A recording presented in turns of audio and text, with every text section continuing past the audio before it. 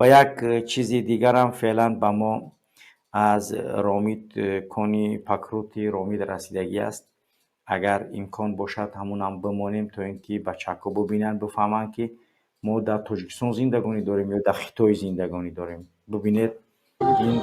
تاجیکان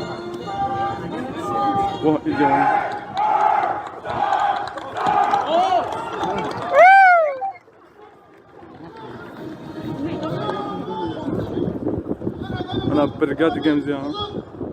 开始比赛。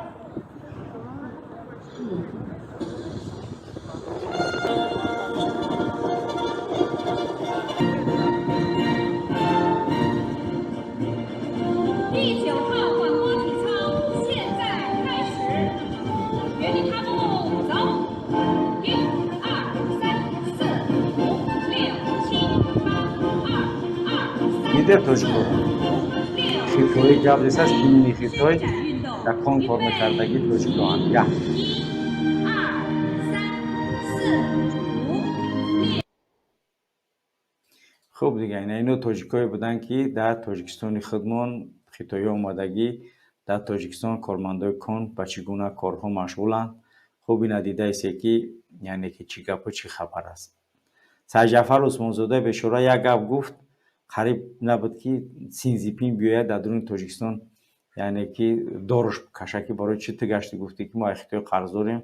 این گپای تو غلطن ما طریق کار نیستیم و کارمون همش خوبه قاعده‌ای این کار قاعده‌ایش دیده سی یک کار قاعده‌ای را ما یگان خیلی دشمنی به یگان دولت یگان چیز نداریم ولی اون چه حقیقت هم را گفته سی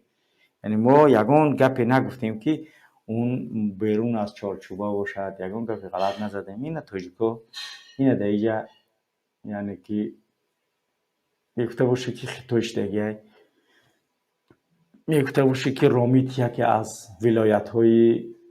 کوچک و کوچه های خطوش دیگه این میتونه میان در اینجا یعنی کارهای انجام میدن